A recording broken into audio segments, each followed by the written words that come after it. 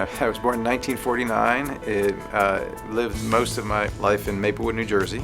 My mother was a teacher. My father was a salesperson, and since I was in high school, I think I always wanted to be a lawyer. It drove me to make sure I stayed relatively clean in the various activities that I did. I went to law school at GW, George Washington University here in the district. My first job was actually in a small corporate law firm in Atlanta, Georgia. They had a small client, Rollins Protective Services, that was involved in a dispute with Southern Bell, I think was the name of the company in those days. No one else in the firm had ever had any dealings with Washington, and I was a junior associate. It was a small case, so they sent me to Washington, and that's how I became a communications lawyer. It was pure happenstance. The federal regulatory environment is a very complex and ever-changing one, particularly for dynamic technologies like cellular and mobile and wireless. Nobody really knew how the FCC would give out this spectrum.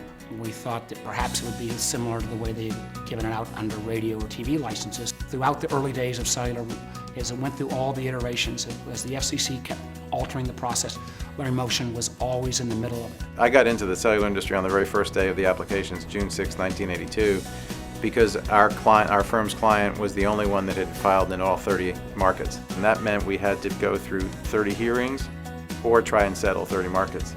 Through luck, the late Bill Wheatley and Jim Dwyer, the late Jim Dwyer, who was on the other side of one of the hearings, decided that maybe it was time to try and settle these markets and avoid the hearings. They were costly, there was risk. And that was the original settlement on the non-wireline, what was called the non-wireline side. And I think we ended up settling 10 or 12 of those markets, which kept them out of hearing.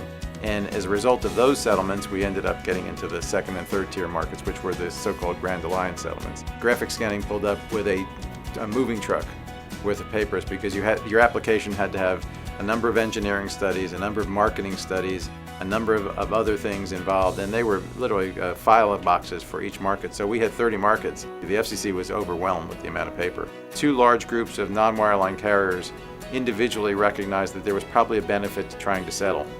And we ended up creating what became the infamous cellular exchange, where we had a group of settlements, everyone had an interest, they had a group of settlements, everyone had an interest in the markets, and they all got together and started what was essentially a stock exchange of paper changes.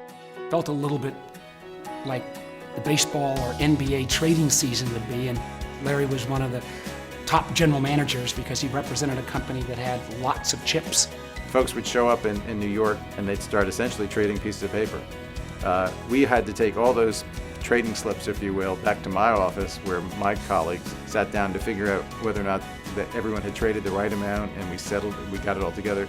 But over the course of a week or so, we actually were able to find that every piece other than I think 2 had been essentially fully settled. So there was a lot of issues that we were all with a wing and a prayer hoping would work, because the ultimate goal was to get this industry moving, and I'm glad to say we did. I'm amazed. I look back again, it's now 33 years since those first applications, and I'm sure no one who sat around and filed those applications could have expected it would be like this. We see today that a phone that when we first started was attached to a car, now thanks to our millennials and our young generation, it is the way that they communicate entirely. Well, anyone who knows me knows I have a favorite sports team. It's the Washington Capitals. I live and die by them, which usually means in April I die by them, or May, but they're going to get better. And when I'm not working, the likelihood is I'll be on a golf course. If I'm not at the beach in Hilton Head or on a golf course, I'm probably spending my time in New York with the grandchildren. They still love their grandpa, or Poppy as he calls me, as they call me. Well, I think Larry Movshin is a wireless lawyer's lawyer. I think he deserves all the honor he's receiving. I'm proud to have called him a friend for more than 30 years. The Hall's induction really is quite an honor for me to represent that the working lawyers have added value to the industry, and I really appreciate that. I'm quite honored by that.